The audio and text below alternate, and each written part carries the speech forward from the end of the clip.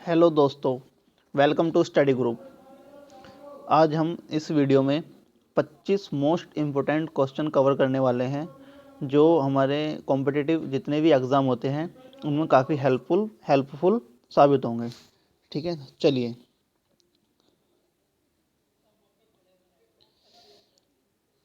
उन्नीस सौ चौंसठ में स्थापित विश्व भर में जैविक प्रजातियों की संरक्षण स्थिति संबंधित दुनिया की सबसे व्यापक तालिका है। ग्रीन पीस, अंतर्राष्ट्रीय प्रकृति संरक्षण संघ, प्रकृति के लिए विश्व वन्यजीव कोष या ब्रिटानिका। तो इसका राइट आंसर है गाइस अंतर्राष्ट्रीय प्रकृति संरक्षण संघ IUCN।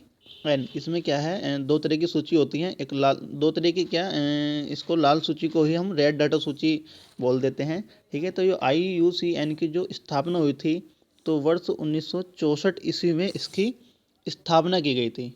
ठीक है, तो ये जो सूची है हमारी लाल सूची या रेड डाटा सूची, ये विश्व भर में जितने भी पौधे और पशुओं की जातियां हैं उनके संरक्षण को लेकर ये सूची बनाई जाती है। ठीक है, उन्हीं की ये तालिका बनती है। और ये जो IUCN है ये विभिन्न जो जितने भी हमारे संरक्षण संगठन हैं उनके जितने भी इनके संरक्षण संगठन उनसे जानकारी एकत्रित करके हमारी ये लाल सूची प्रकाशित करता है। ठीक है, तो इसका राइट आंसर है अंतर्राष्ट्रीय प्रकृति संरक्षण संघ की लाल सूची। ठीक है, नेक्स्ट क्वेश्चन है, किसको विश्व खाद्य टोकरी के रूप में जाना जाता है? पर्वत को, पर्वतमालाएं, पठार या मैदान? तो देखिए, जो हमारे विश्व खाद्य टोकरी है वो हमारे मैदान को जाना जाता है, क्योंकि नॉर्मल सी बात है, जितनी भी खेती होंगी हमारी या जितनी भी खाद्य सामग्री का उत्पादन होगा वो हमारा क्या होगा, मैदानों में ही किया जाएगा। ठीक है, तो विश्व भर में जो विश्व खाद्य टोकरी के रूप में जाना जाता है वो हमारा मैदानों को जाना जाता है। थर्ड क्वेश्चन है, राष्ट्रीय सांख्यिकी आयोग मतलब नेशनल स्टैटिस्टिकल कमीशन के पहले अध्यक्ष कौन थे? तो इसके जो पहले अध्यक्ष थे वो थे सुरेश तेंदुलकर। ठीक है, अब बात आई राष्ट्रीय सांख्यिकी आयोग की। तो इस ये आयोग की जो स्थापना थी वो वर्ष 2006 में स्थापना की गई थी इसकी। किसमें? वर्ष 2006 में। ये स्थापना जो थी इसकी वर्ष 2006 में की गई थी, परंतु उससे पहले वर्ष 2005 में भारत सरकार ने एक आर्थिक सलाहकार समिति गठित की थी जिसके हेड श्री रंगराजन थे। ठीक है, उसके जो अध्यक्ष थे वो श्री रंगराजन थे। तो उनकी संतुष्टि के आधार पर ही इस राष्ट्रीय सांख्यिकी आयोग की स्थापना का निर्णय लिया गया था, जो कम्प्लीटली वर्ष 2006 में स्थापित की गई थी। तो इसके प्रथम अध्यक्ष कौन थे? इसके प्रथम अध्यक्ष थे सुरेश तेंदुलकर, मतलब सुरेश तेंदुलकर। ठीक है, नेक्स्ट क्वेश्चन है, 1857 में विद्रोह के दौरान कानपुर में विद्रोह को किसके द्वारा दबा दिया गया था? तो सर पैट्रिक ग्रांट के द्वारा, सर कॉलिन कैंपबेल के द्वारा, चार्ल्स जेम्स नेपियर के द्वारा या सर ह्यू रोज के द्वारा? तो जो हमारा 1857 में विद्रोह हुआ था, ठीक है, नवंबर 1857 में ये विद्रोह हुआ था और कानपुर में जो है तात्या टोपे ने किया था, कानपुर पर आक्रमण किया था। तो उस समय हमारे मेजर थे एक जनरल विंडल। कौन थे? जनरल विंडल थे हमारे, एक मेजर थे ये उस टाइम। उन्होंने क्या किया था, अपनी बटालियन के साथ तात्या टोपे का मुकाबला किया और उन्होंने जो है उनकी जो सेना थी, विंडल की जो सेना थी, वो तात्या टोपे की जो सेना थी उससे कहीं कमज़ोर थी। तो क्या करा तात्या टोपे ने, उस अंग्रेजी सेना को दाएं बाएं मतलब तितर बितर कर दिया। ठीक है, और तात्या टोपे ने ही कानपुर पर पुनः अधिकार कर लिया। ठीक है, तो ये जो थी फिर इसी हार को, अंग्रेजों की इसी हार को देखते हुए क्या हुआ, 6 दिसंबर 1857 को ही दोबारा हमारा कानपुर पर विद्रोह हुआ। ठीक है, और उस विद्रोह को सर कॉलिन कैंपबेल के द्वारा दबा दिया गया था। ठीक है, तो उसका राइट आंसर है सेकंड, सर कॉलिन कैंपबेल। ठीक है, नेक्स्ट क्वेश्चन है, भारतीय सूचना प्रौद्योगिकी एवं प्रबंधन संस्थान केरल द्वारा विकसित मोबाइल ऐप का नाम बताइए। क्षेमम ऐप, एम किसान ऐप, एग्री मार्केट ऐप या किसान सुविधा ऐप? तो देखिए ये जो हमारा भारतीय सूचना प्रौद्योगिकी एवं प्रबंधन संस्थान था, मतलब Indian institute of information technology and management, IIITM, Kerala वाला। ठीक है, तो ये इसका जो ऐप था ये था हमारा क्षेमम ऐप। अब बात की क्षेमम ऐप की, तो क्षेमम ऐप था, इसकी जो फुल फॉर्म है क्षेमम की, कप्पी सोयल health management and monitoring app, इसका जो फुल नेम था वो आप दोबारा सुन लीजिए, कप्पी सोयल health management and monitoring app था। तो इस ऐप का निर्माण करने का जो उद्देश्य था वो क्या था, जितनी भी हमारी कॉफ़ी उत्पादनों के लिए मिट्टी प्रबंधन को विकसित करने का उद्देश्य था। ठीक है, तो ये हमारा IIITM केरला के द्वारा ये क्षेमम ऐप हमारा डेवलप किया गया था। नेक्स्ट क्वेश्चन है, निम्नलिखित में से किसके बिना मौलिक अधिकारों का कोई मूल्य नहीं होगा? शोषण के विरुद्ध अधिकार, मतलब शोषण के विरुद्ध, या संवैधानिक उपचारों का अधिकार, स्वतंत्रता का अधिकार, या निजता का अधिकार। अब देखिए किसके बिना मौलिक अधिकार का कोई मूल्य नहीं होगा, मतलब इसमें से कौन सा ऑप्शन ऐसा है जिनके बिना हमारे मौलिक अधिकार का कोई मूल्य नहीं होगा, मतलब मौलिक अधिकार हमारे लिए बेकार है। अब देखिए संवैधानिक उपचारों का जो अधिकार है वो हमारे मौलिक अधिकारों का मेन इंपॉर्टेंट है, उसके बिना हमारे मौलिक अधिकार नहीं होंगे। अगर वो किसी वजह से संवैधानिक उपचारों का अधिकार खत्म कर दिया जाता है तो उसके बिना हमारे मौलिक अधिकार का कोई मूल्य नहीं रह जाएगा। अब बात चलती है मौलिक अधिकारों का, तो मौलिक अधिकारों की जो रक्षा करता है वो हमारे भारत देश का सुप्रीम कोर्ट और हाई कोर्ट करता है। ठीक है, अब सुप्रीम कोर्ट तो अनुच्छेद 32 के अकॉर्डिंग करता है, और हाई कोर्ट जो है ये हमारा अनुच्छेद 232 के अनुसार के अंतर्गत मौलिक अधिकारों को लागू करवाने के लिए सरकार को आदेश व निर्देश दोनों दे सकते हैं। ठीक है, तो इसका जो आंसर राइट है वो संवैधानिक उपचारों का अधिकार है, क्योंकि इसके बिना वास्तव में मौलिक अधिकारों का कोई औचित्य नहीं है। नेक्स्ट क्वेश्चन है, किसी राज्य के नाम को बदलने की प्रक्रिया किसके द्वारा शुरू की जा सकती है? राज्य या केंद्र? तो इसमें या ये जो इसका जो राइट आंसर है वो हमारा क्या होगा, P और Q दोनों। अब किसी भी राज्य के अगर नाम बदलने की प्रक्रिया शुरू करनी हो तो हम क्या करते हैं, या तो राज्य और केंद्र दोनों से ही हमें इसकी नाम बदलने की प्रक्रिया करनी पड़ती है, और ये अनुच्छेद मतलब आर्टिकल 3 में ये बात कही गई है। ठीक है, दोनों के द्वारा शुरू की जा सकती है, तो इसका जो नाम, इसका जो राइट आंसर है वो P और Q दोनों है। ठीक है, 3 में काफ़ी सारी चीज़ें आर्टिकल 3 में काफ़ी सारी चीज़ें बताई गई हैं, जैसे नए राज्यों का निर्माण है, वर्तमान जो राज्य हैं हमारे उनके क्षेत्र या उनकी सीमाओं या उनके नामों में परिवर्तन करने का उल्लेख भी हमारा आर्टिकल 3 में किया गया है। नेक्स्ट क्वेश्चन की तरफ चलते हैं। 30 नवंबर 2017 को एमनेस्टी इंटरनेशनल के महासचिव कौन थे? अब एमनेस्टी इंटरनेशनल के महासचिव की बात की जा रही है 2017 में, तो उस टाइम हमारे जो एमनेस्टी इंटरनेशनल के महासचिव थे वो हमारे सलिल शेट्टी थे। कौन थे? सलिल शेट्टी। तो एमनेस्टी इंटरनेशनल की बात की गई है, तो यह जो एमनेस्टी इंटरनेशनल है ये एक इंटरनेशनल स्वयंसेवी संस्था है, जिसका उद्देश्य हमारे मानवीय मूल्यों एवं मानवीय जो स्वतंत्रता है उनको बचाने और बाकी जो जितने भी हमारे भेदभाव को मिटाने के लिए जितने भी हमारे मानव अधिकार हैं उनकी रक्षा करना है। ठीक है, इसकी स्थापना जो की गई थी वो कब की गई थी? 1961 में लंदन में की गई थी। कहाँ पर? लंदन में की गई थी। ठीक है, तो इसका राइट आंसर है सलिल शेट्टी। नेक्स्ट क्वेश्चन है, संसद के दोनों सदनों की संयुक्त बैठक के संबंध में निम्न में से कौन सा सही है? P, संसद की संयुक्त बैठक को राष्ट्रपति द्वारा बुलाया जाता है।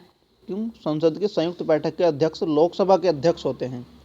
तो इसमें से राइट आंसर बताना है कि ना तो P और ना ही Q, P और Q दोनों, केवल P या केवल Q। तो इसका राइट आंसर है P और Q दोनों, क्योंकि संसद के जो दोनों सदनों की बैठक है मतलब राज्यसभा और लोकसभा की, उसमें से जो संसद की संयुक्त बैठक को राष्ट्रपति के द्वारा भी बुलाया जा सकता है, और इसके जो संसद की जो संयुक्त बैठक का जो अध्यक्ष होता है वो लोकसभा के अध्यक्ष होते हैं।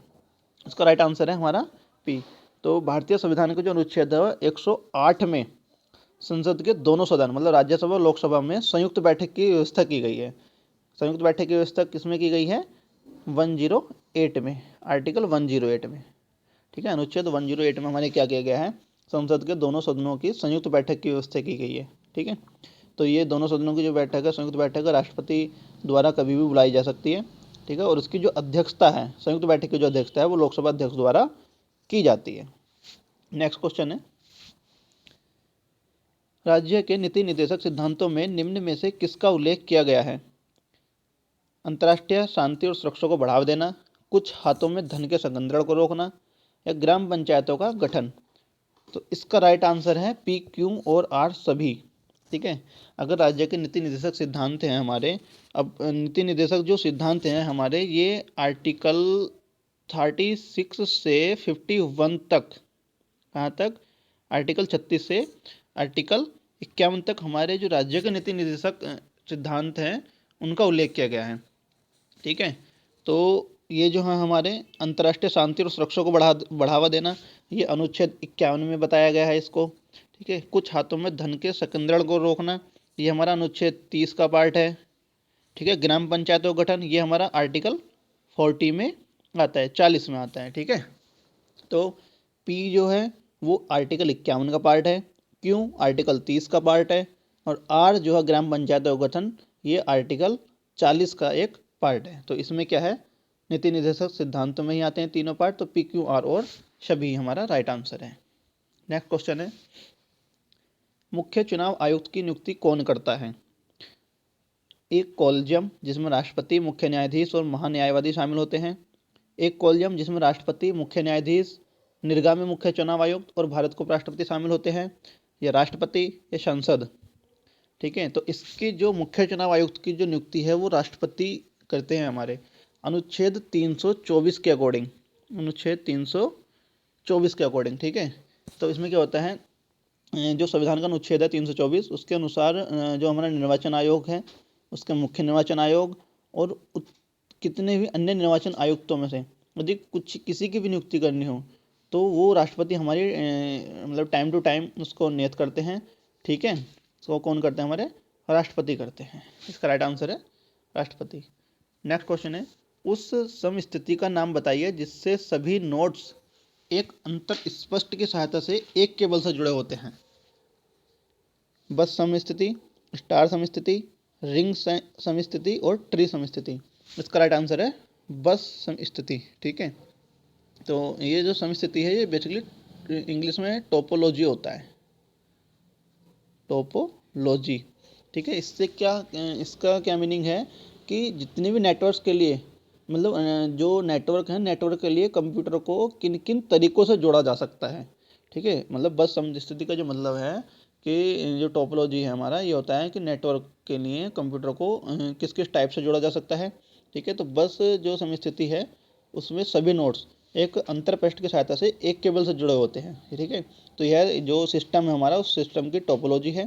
ठीक है, और इसके घटक जो है बस तार से जुड़े होते हैं, बस बार से जुड़े होते हैं। नेक्स्ट क्वेश्चन है, भारत का सबसे पुराना अर्धसैनिक बल है? फर्स्ट सीमा सुरक्षा बल, सेकंड असम राइफल्स, थर्ड सशस्त्र सीमा बल, फोर्थ भारत तिब्बत सीमा पुलिस। तो जो हमारा सबसे पुराना अर्धसैनिक बल है वो है हमारा असम राइफल्स। क्या है? असम राइफल्स है।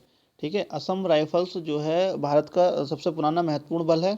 ठीक है, और जो इसकी तैनाती की जाती है वहाँ कहाँ की जाती है? भारत म्यांमार बॉर्डर पर की जाती है। कहाँ पर? असम राइफल्स की भारत म्यांमार बॉर्डर पर की जाती है। ठीक है, और ये जो होम मिनिस्ट्री का अकॉर्डिंग काम करता है। ठीक है, इसकी जो स्थापना की गई थी वो सबसे पहले 1835 ईस्वी में हमारी जो असम राइफल्स का गठन हुआ था। ठीक है, जब 1835 ईस्वी में इसका राइफल्स का गठन हुआ था तब इसका नाम कछार लेवी था। 1835 में जब उसका गठन हुआ था तब इसका नाम क्या था? कछार लेवी। और फिर उसके बाद 1883 में इसका नाम चेंज हुआ, उसका नाम 1883 में असम फ्रंटियर पुलिस के नाम से हुआ। 1891 में असम मिलिट्री पुलिस में के नाम से हुआ। फिर 1913 में इसका नाम बदलकर Eastern Bengal and Assam Military Police रखा गया। और फिर उसके बाद 1917 में इसका फाइनली असम राइफल्स रखा गया, जो आज तक भी हमारा यही नाम है, असम राइफल्स। तो इसका जो गठन हुआ था वो 1835 में कछार लेवी के नाम से हुआ। 1833 में इसका नाम असम फ्रंटियर पुलिस रखा गया। 1851 में 91 में असम मिलिट्री पुलिस रखा गया। 1913 में Eastern Bengal and Assam Military Police रखा हुआ। 1917 में इसका नाम फिर फाइनली असम राइफल्स रखा हुआ, जो आज तक भी यही नाम है। नेक्स्ट क्वेश्चन है, भरनेर और कैमूर पहाड़ियाँ निम्नलिखित पर्वत श्रृंखलाओं में से किसका विस्तार है? विंध्य पर्वत का, पश्चिमी घाट का, अरावली का या पूर्वी घाट का? तो इसका राइट आंसर है विंध्य का। विंध्य जो पर्वत है, उस विंध्य पर्वत की जो श्रृंखलाएं हैं वो हमारी जो प्राचीन युग की जो परतदार हैं, प्राचीन युग की जो परतदार चट्टानें हैं, परतदार चट्टानों से मिलकर बना है। ठीक है, यह पर्वतमाला जो है पश्चिम से पूर्व की ओर भरनेर, कैमूर व पारसनाथ की पहाड़ियों के रूप में फैली हुई है। ठीक है, जो उत्तर भारत और पूरा दक्षिण भारत को अलग करती हैं। ठीक है, तो एक क्वेश्चन यहाँ से बन जाएगा कि उत्तर भारत और दक्षिण भारत को कौन अलग करती हैं? कि भरनेर, कैमूर और पारसनाथ की पहाड़ियाँ जो हैं ये उत्तर भारत और दक्षिण भारत को अलग करती हैं। ठीक है, इसका राइट आंसर है विंध्य। नेक्स्ट क्वेश्चन है, दिल की धड़कन को सामान्य दर पर बनाए रखने के लिए निम्न में से किसका प्रयोग किया जाता है? पेसमेकर का, अधिवृक्क रस का, प्रेमस्टिक्स का या अधश्चेतक का? ठीक है, जिसको हाइपोथैलेमस के नाम से हम जानते हैं। तो इसका राइट आंसर है पेसमेकर को। ठीक है, पेसमेकर क्या होता है? अगर किसी के दिल में की धड़कन खराब हो रखी है या कोई इसको बीमारी है, तो उसके जो मरीजों के जो भी पेशेंट है उसके दिल में क्या हुआ था, एक पेसमेकर लगाया जाता है। उसकी जो पंपिंग करने की जो रेट होती है, दर होती है, वो काफ़ी कम होती है। ठीक है, तो वो धीरे धीरे लैक्टिक इम्पल्स भेजता है मांसपेशियों को, जिससे उसकी जो हृदय की गति है वो नॉर्मली बनी रहती है। ठीक है, तो इससे क्या होता है, दिल के जो मरीज होते हैं उनको किसी तरह की घबराहट नहीं होती है। नेक्स्ट क्वेश्चन है, एल्गोरिदम या सिफर का उपयोग करके डाटा को पहले एक अपठनीय स्थिति में बदल दिया जाता है। डाटा को फिर से मूल रूप में परिवर्तित करने को क्या कहा जाता है? ठीक है, तो देखिए एल्गोरिदम का जो उपयोग करते हैं डाटा को एक अपठनीय स्थिति में बदल दिया जाता है, मगर वो अपठनीय स्थिति से फिर नॉर्मल स्थिति में लाना पड़ेगा पढ़ने के लिए। तो उस स्थिति को क्या कहा जाता है? डाटा माइनिंग, पुनः उपयोग, विकोडन या रिवर्स हैक? तो इसको जो किया जाता है ये विकोडन, डिस्क्रिप्शन के नाम से जाना जाता है। ठीक है, किसी भी मूल रूप में परिवर्तित करने के लिए हमें डिस्क्रिप्शन का ही डिस्क्रिप्शन बोलते हैं। नेक्स्ट क्वेश्चन है, निम्नलिखित में से कौन सा बुद्ध द्वारा दिए गए 8 पक्षीय पथ में मौजूद नहीं है? सम्यक प्रयास, सम्यक लक्ष्य, सम्यक वाक, सम्यक आजीविका? तो इसका राइट आंसर है सम्यक लक्ष्य। ठीक है, जो सम्यक लक्ष्य है ये क्या था, बुद्ध द्वारा 8 अष्टांगिक मार्ग दिए गए थे। जो अष्टांगिक मार्ग थे इनकी प्रमुख शिक्षाओं में सबसे महत्वपूर्ण थे। ठीक है, और ये जो 8 पक्षीय पथ थे ये हर दृष्टि से जीवन को शांतिपूर्ण और आनंदमय बनाते थे। और इसका जो बुद्ध ने जो है ये जो 8 मार्ग थे ये हैं इसके सम्यक दृष्टि, सम्यक संकल्प, सम्यक वाक, सम्यक कर्मांत, सम्यक आलीव, सम्यक व्यायाम, सम्यक स्मृति, सम्यक समाधि। ठीक है, तो इसमें जो है सम्यक लक्ष्य शामिल नहीं है। ठीक है, सम्यक वाक भी है, सम्यक प्रयास भी है, सम्यक आजीविका है, बट इसमें सम्यक लक्ष्य शामिल नहीं है। ठीक है, तो इसका राइट आंसर है सेकंड। नेक्स्ट क्वेश्चन है, किस पुरस्कार को, सॉरी ये प्रकार नहीं है पुरस्कार है, पुरस्कार को, किस पुरस्कार को ग्रीन ऑस्कर पुरस्कार कहा जाता है? फर्स्ट ऊर्जा विश्व पुरस्कार, सेकंड विटली पुरस्कार, थर्ड विश्व संरक्षण पुरस्कार या फोर्थ ग्रीन फ्लैग पुरस्कार? तो इसका राइट आंसर है विटली पुरस्कार को हम ग्रीन ऑस्कर पुरस्कार के नाम से भी जानते हैं।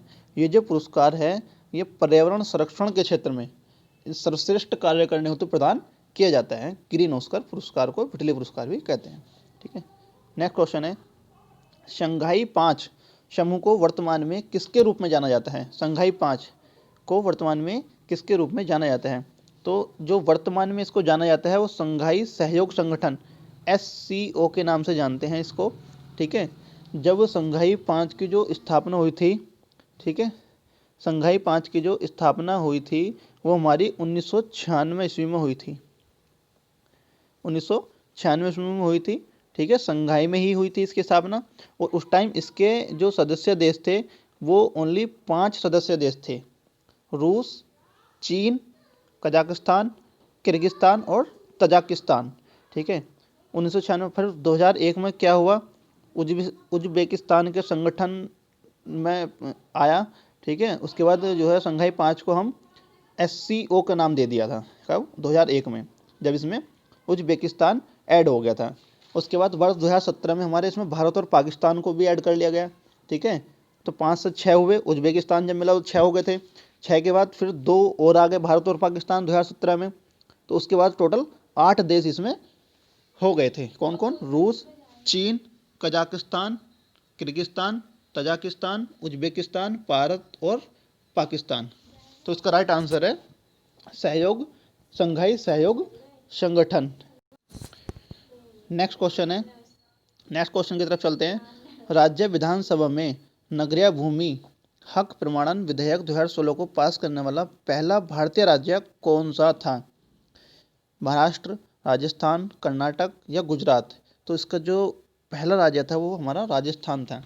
तो जो हमारी राज्य विधानसभा थी उसमें जो जितनी भी नगरीय भूमि थी, जो इसमें विधेयक आया था 2016 का विधेयक आया था, वो भारतीय राज्य राजस्थान था, ठीक है। इस विधेयक में क्या था, इस विधेयक में जितने भी शहरी क्षेत्र में रहने वाले लोग हैं, ठीक है, तो वो जो शहरी क्षेत्रों के जो रहने वाले लोग थे वो राज्य सरकार को थोड़ा मतलब थोड़ा वो शुल्क देकर अपनी भूमि का प्रमाण पत्र हासिल कर सकते थे, मतलब कि वो खुद मालिक हैं, ठीक है, उसका सेल्फ ऑनर का उसका प्रमाण पत्र प्राप्त कर सकते थे। और ये उनके लिए कोई प्रेशर वो नहीं था कि उनको करना ही करना है, ये ऑनर की उनकी स्वैच्छिक मर्जी थी, ठीक है, स्वैच्छिक था उनका। तो इसका राइट आंसर है राजस्थान। नेक्स्ट क्वेश्चन है, राज्यसभा के बारे में निम्नलिखित में से कौन सा कथन सही है? ठीक है, कि भारत के उपराष्ट्रपति राज्यसभा के पदेन अध्यक्ष होते हैं, राइट आंसर है। सदन के 10 सदस्य राष्ट्रपति द्वारा नामांकित किए जाते हैं, गलत, ये 12 सदस्य किए जाते हैं। सभी राज्यों को समान प्रतिनिधित्व दिया गया था, ये भी बात सही नहीं है, ठीक है। राज्यसभा के सदस्यता के लिए 30 वर्ष की न्यूनतम उम्र तय कर दी गई थी, तो ये राइट आंसर है, ठीक है। तो इसमें 2 राइट आंसर हैं, फर्स्ट और फोर्थ, ठीक है। जो भारत के उपराष्ट्रपति हैं वो राज्यसभा का पदेन अध्यक्ष होते हैं, ये भी बात सही है। और राज्यसभा के सदस्यता के लिए न्यूनतम 30 वर्ष की उम्र तय कर दी गई थी, ये भी राइट आंसर थे। तो सेकंड जो है 10 सदस्य नहीं, ये 12 सदस्य गए थे, तो ये रॉन्ग आंसर है, ये भी रॉन्ग है हमारा, ये राइट है, फर्स्ट और फोर्थ, ठीक है। जो तो राज्य के जो सभापति होते हैं, वो जो राज्यसभा में सदस्य होते हैं वो 245 सदस्य होते हैं, ठीक है, जिसमें से हमारे 12 सदस्य राष्ट्रपति द्वारा नामांकित किए जाते हैं। नेक्स्ट क्वेश्चन है, आयकर अधिनियम के अनुसार निम्नलिखित में से कौन सी एक व्यक्ति की आवासीय स्थिति नहीं है? देखिए गाइस, ये UPSI का मोस्ट इम्पोर्टेंट क्वेश्चन है, आया हुआ है, ठीक है, इस पर ध्यान देना। आयकर अधिनियम के अनुसार निम्नलिखित में से कौन सी एक व्यक्ति की आवासीय स्थिति नहीं है? निवासी और सामान्यतः निवासी, निवासी लेकिन सामान्यतः निवासी नहीं, अनिवासी, अनिवासी लेकिन सामान्यतः अनिवासी नहीं। देखिए सेकंड में क्या है, निवासी लेकिन सामान्यतः निवासी नहीं का इसमें ऑप्शन लगा देना आगे, ये रह गया निवासी नहीं, ठीक है, निवासी लेकिन सामान्यतः निवासी नहीं। तो इसका राइट आंसर है अनिवासी लेकिन सामान्यतः अनिवासी नहीं, ठीक है। ये जो आयकर अधिनियम आया था ये 1961 में आया था, ठीक है। इसके तहत क्या था, जितने भी हमारे मान्यता प्राप्त विभिन्न आवासीय हैं उनकी स्थिति का वर्णन किया गया था इसमें आयकर अधिनियम में, ठीक है। इसको जो प्रभावित करने का उद्देश्य था, प्रभावित करने का जो उद्देश्य था इसका, वो क्या था, इसमें एक व्यक्ति और एक HUAF की आवासीय स्थिति निम्न रूप में वर्गीकृत की जा सकती थी। किसमें, जैसे पहला निवासी और भारत में सामान्य तौर पर निवासी, सेकंड निवासी परंतु भारत में सामान्य तौर पर निवासी नहीं, और एक था अनिवासी जो यहाँ का निवासी है ही नहीं, ठीक है। तो ऐसी स्थिति पर ऐसे व्यक्तियों के निवासी स्थिति के बजाय सामान्य तौर पर निवासी नहीं स्थिति का प्रयोग किया जा सकता था, ठीक है। तो इसका राइट आंसर था फोर्थ, निवासी लेकिन सामान्य अनिवासी नहीं। नेक्स्ट क्वेश्चन की तरफ चलते हैं। रिकेटस विटामिन D की कमी से होने वाली एक बीमारी है और इसमें मानव शरीर के कौन से हिस्से को प्रभावित ये बीमारी करती है? ये जो बीमारी है रिकेटस, ये हड्डी को प्रभावित करती है, ठीक है। जो रिकेटस है इसको सूखा रोग के नाम से भी बोलते हैं, सूखा रोग। ठीक है, तो जो लोग धूप में कम बैठते हैं उनको ये बीमारी ज़्यादातर उन लोगों में पाई जाती है। ठीक है, ये जो बीमारी है ये विटामिन डी की कमी से होती है, इसको सूखा रोग के नाम से जाने जाते हैं। इसमें क्या होता है, इसमें बेसिकली अस्थि विकार जो होकर होते हैं, मतलब हड्डियाँ तिरछी पड़ जाना और मेरुदंड में मोड़ आ जाना किसी तरीके का। ठीक है, इस तरीके से इसको कहा जाता है। ठीक है, और इसमें जो है विटामिन डी, फास्फेट और कैल्शियम की कमी हो जाती है। नेक्स्ट क्वेश्चन है, किसी अन्य देश में रहने वाले व्यक्ति को समन अदालत का बुलावा देने के लिए उस समन की डेस नामक अंतर्राष्ट्रीय समझौता की सभी आवश्यकताओं को पूरा करना चाहिए। हेग सर्विस कन्वेंशन, अंतर्राष्ट्रीय न्यायविद आयोग, अंतर्राष्ट्रीय न्यायालय नामक, अंतर्राष्ट्रीय अपराध न्यायालय। तो इसका राइट आंसर है हेग सर्विस कन्वेंशन। ठीक है, हेग सर्विस कन्वेंशन एक नामक अंतर्राष्ट्रीय समझौता है। ठीक है, ये एक संस्था है, उसके जो शहरी आवश्यकताओं उसको पूर्ति करना चाहिए। यदि अगर किसी भी अन्य देश में रहने वाले व्यक्ति को अगर अदालत का बुलावा देना है तो वो हमारा हेग सर्विस कन्वेंशन की सभी आवश्यकताओं को पूर्ति करेगा। ठीक है, तो ये हेग सर्विस कन्वेंशन की बात की गई है। तो हेग सर्विस कन्वेंशन जो था ये हमारा, इस पर जो हस्ताक्षर हुए थे वो 15 नवंबर 1965 को हुए थे, 15 नवंबर 1965 को हुए थे। ठीक है, बशर्ते जो लागू हुआ था, ये लागू हुआ था 10 फरवरी 1969 को, 1969 को। ठीक है, इसमें 75 पार्टियां थी बेसिकली, और इसका राइट आंसर है हमारा, ठीक है, ए आंसर, मतलब फर्स्ट एक हैग सर्विस कन्वेंशन। नेक्स्ट क्वेश्चन की तरफ चलते हैं। फीफा अंडर 17 विश्व कप 2017 किस देश में आयोजित किया गया था? संयुक्त राज्य अमेरिका, जर्मनी, भारत, फ्रांस। तो फीफा अंडर 17 जो विश्व कप 2017 था वो हमारा भारत में आयोजित किया गया था। ठीक है, 2017 में तो किया गया था भारत में। ठीक है, भारत में। और इसके बाद जो फीफा अंडर 17 था वो 2018 में कहाँ किया गया था? मध्य ब्राज़ील में, मध्य ब्राज़ील में। ठीक है, अब वो जो मध्य ब्राज़ील में था 26 अक्टूबर से लगभग 17 नवंबर 2019 के मध्य इसका ब्राज़ील में किया गया था, 17 के बाद। ठीक है, मध्य ब्राज़ील था। नेक्स्ट वाला अंडर 17 विश्व कप। ठीक है, तो ये थे आज के 25 क्वेश्चन। आई होप आपको काफ़ी हेल्पफुल साबित होंगे ये, जितने भी कॉम्पिटिटिव एग्जाम है। हमारे स्टडी ग्रुप चैनल को लाइक, सब्सक्राइब और शेयर करना ना भूलें। अगर वीडियो पसंद आए तो इसको लाइक करें। Thank you.